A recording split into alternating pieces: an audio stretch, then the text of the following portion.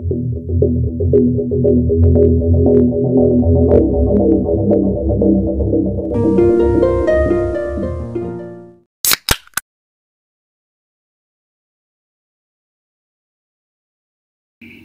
sahabat Weekly, hari ini kita akan membahas sebuah kisah sedih berasal dari Utah, Amerika Serikat.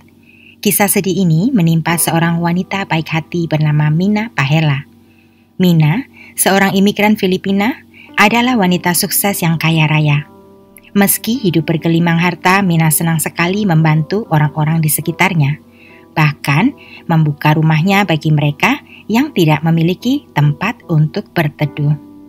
Namun sayang, kebaikan hati Mina justru dibalas dengan kejahatan oleh seseorang yang paling dipercayanya hanya karena alasan asmara. Akibatnya, Mina harus menutup usia dengan cara yang sangat menyedihkan.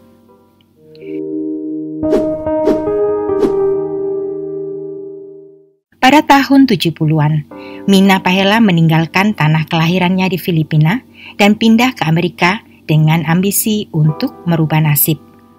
Di Amerika, Mina tinggal di kota Pleasant Grove yang berada di negara bagian Utah.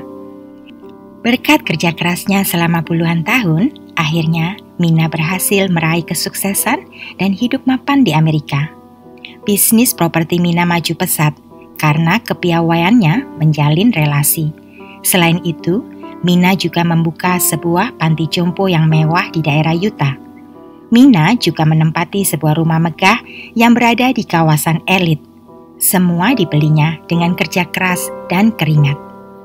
Selain dikenal sebagai pebisnis wanita tangguh, Mina juga dikenal sebagai sosok wanita yang sangat taat pada agamanya.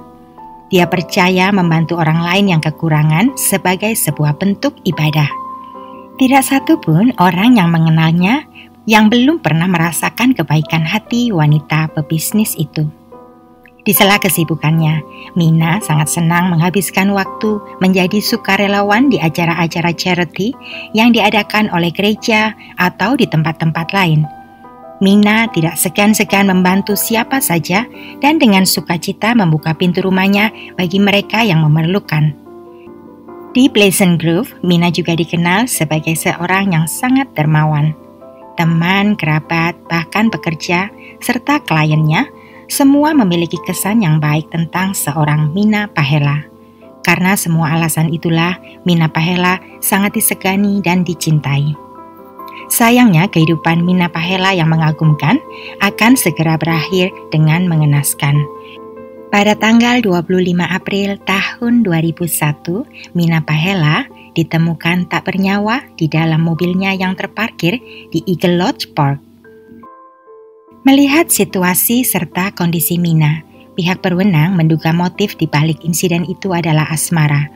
Dalam kasus dengan motif asmara, pihak pertama yang paling dicurigai adalah keluarga terdekat.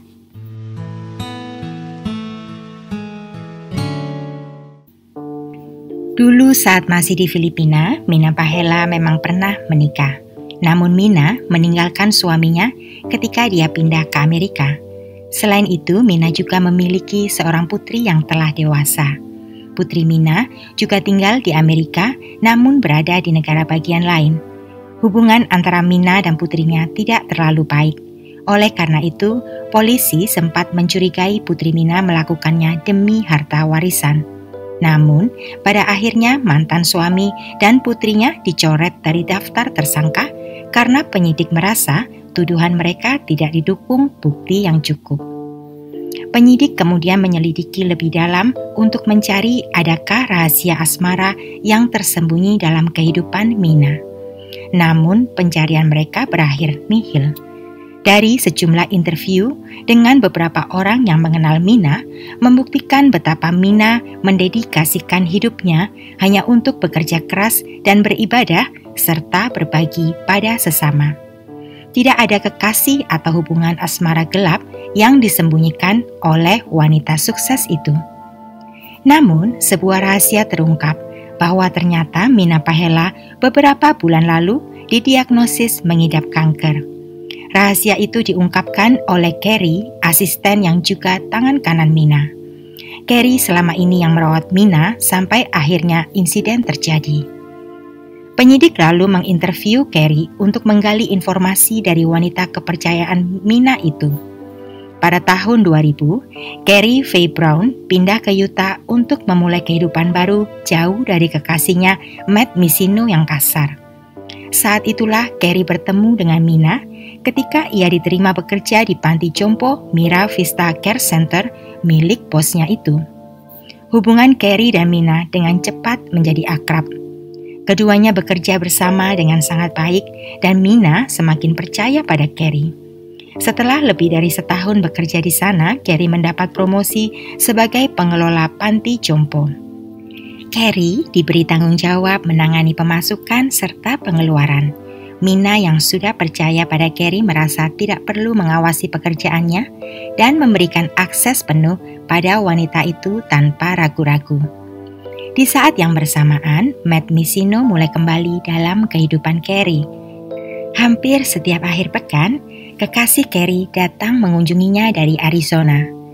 Hingga akhirnya, Carey pun mengandung hasil dari hubungannya dengan Matt. Carey yang bingung dan panik lalu mendatangi Mina, bosnya yang baik hati. Carey menceritakan tentang kehamilannya serta ketakutannya pada Matt, kekasihnya yang kasar. Mendengar hal itu, Mina merasa simpati dan mulai menasihati agar Carey segera meninggalkan kekasihnya. Mina juga menyarankan agar Carey pindah ke rumahnya demi kesehatan janin yang sedang dikandungnya. Carey pun setuju, namun tidak dengan kekasihnya. Pria itu marah besar dan mulai mengancam Carey. Setiap kali pria itu datang berkunjung, dia memaksa Carey untuk berhenti bekerja pada Mina dan memintanya meninggalkan rumah wanita itu. Carey merasa sangat tertekan, ditambah lagi kandungannya semakin besar. Meski demikian, Carey tidak punya pilihan selain meneruskan pekerjaannya di perusahaan Mina.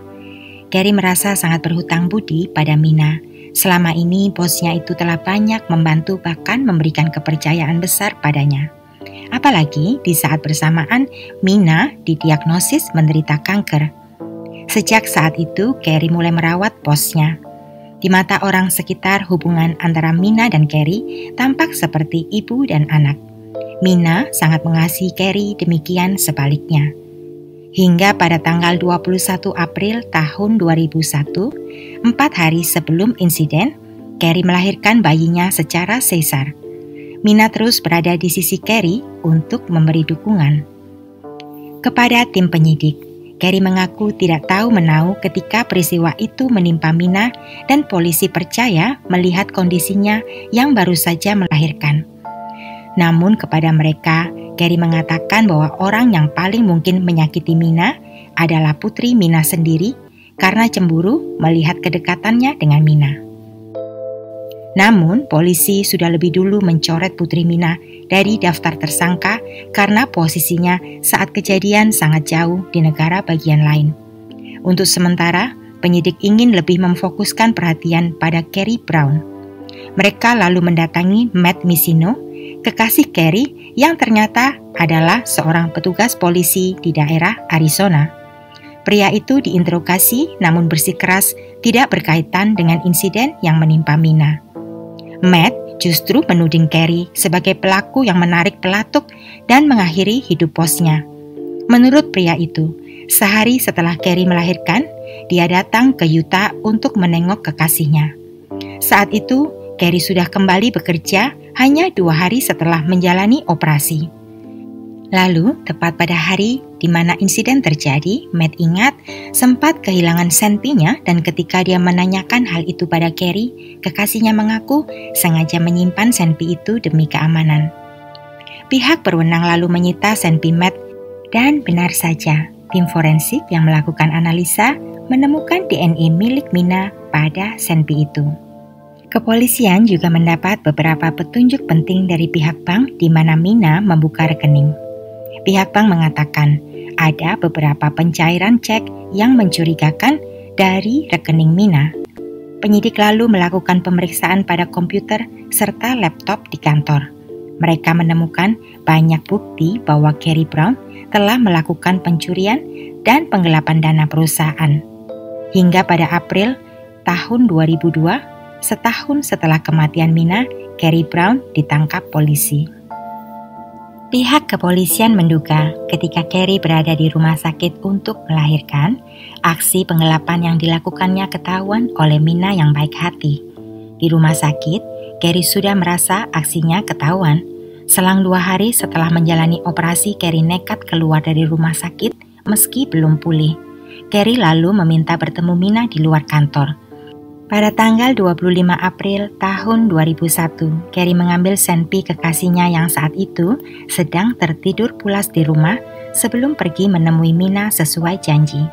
Keduanya lalu bertemu di Eagle Lodge Park. Saat itu, Carrie mengaku pada Mina terpaksa mencuri karena putus asa setelah Matt mengancam akan meninggalkan dirinya dan anak mereka. Carrie berpikir bila dia punya banyak uang, mungkin Matt tidak akan pergi. Carrie menyatakan penyesalannya telah mencuri uang sebanyak $40.000 dari perusahaan Mina. Saat itu, Mina terlihat simpati pada situasi Carrie dan bersedia mencari jalan keluar bagi masalah Carrie. Namun, entah setan apa yang merasuki otaknya, hingga tiba-tiba Carrie langsung mendorong Mina Pahela hingga mengembuskan nafas terakhirnya. Kasus Mina sempat dihentikan beberapa bulan setelah Carrie ditangkap karena dianggap tidak cukup bukti.